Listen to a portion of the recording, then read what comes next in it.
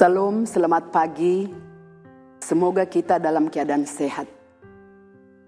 Bapak, Ibu, dan saudara-saudara yang dikasihi oleh Tuhan Yesus, firman Tuhan pada pagi hari ini saya ambil dari kitab Timotius pasal 2 ayat 1. Sebab itu, hai anakku, jadilah kuat oleh kasih karunia dalam Kristus Yesus.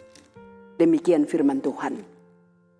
Saudara-saudara yang dikasihi Tuhan Yesus, penderitaan merupakan sesuatu hal yang sebisa mungkin dihindari oleh banyak orang.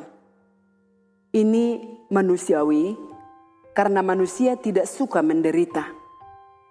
Akan tetapi, Paulus justru mendorong Timotius untuk menjadi kuat dan ikut menderita dalam pelayanan Injil.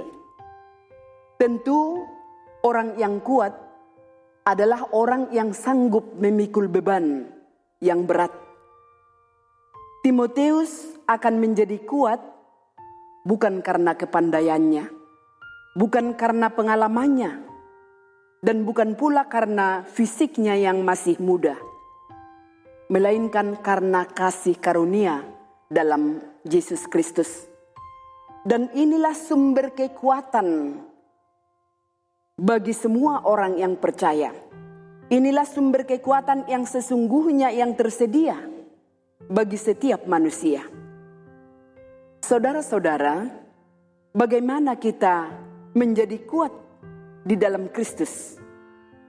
Jawabnya adalah, kalau kita masuk dalam proses pemuritan rohani atau rajin mendalami firman Tuhan, kita tidak boleh hanya menerima makanan rohani, tetapi juga kita harus membagikannya kepada orang lain. Sebagai orang Kristen, kita harus melahirkan orang-orang Kristen baru sebagai buah-buah tetap. Ketika kita berjuang dalam proses melahirkan murid, maka kita sedang berjalan dalam proses kasih karunia Tuhan. Saudara-saudara, di dalam Kristus Yesus, seorang murid sejati adalah seorang yang memiliki karakter seperti seorang prajurit yang militan, atau seorang olahragawan yang disiplin, dan seorang petani yang tekun. Disitulah kasih karunia Yesus akan terus mengalir dan memberikan kekuatan kepada orang-orang yang berkarakter murid. Ada karakter dasar yang merupakan titik tolak murid Yesus Kristus yang mampu bergerak untuk mewujudkan misi kerajaan Allah. Kasih karunia Yesus Kristus akan bekerja, berkarya dalam penyelamatan umatnya. Bila kita berani masuk dalam perjuangan untuk menyelamatkan jiwa-jiwa, maka kasih karunia Allah semakin berlimpah-limpah. Nah, Bapak, Ibu, dan Saudara yang dikasihi Tuhan Yesus, jika kita ingin menjadi pekerja yang layak bagi Tuhan, maka kita harus menyatakan kebenaran sebagaimana seharusnya, menjaga kekudusan hidup, dan menjaga agar tetap ada kesatuan dalam tubuh Kristus.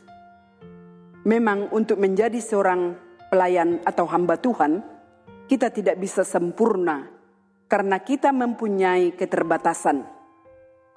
Tapi ingatlah, kasih karunia Yesus Kristus akan selalu mengalir dan memberi kekuatan kepada orang-orang yang berkarakter murid dan kepada orang-orang yang percaya. Mari kita serahkan hidup kita kepada Tuhan agar Dia memakai kita sebagai alatnya. Amin.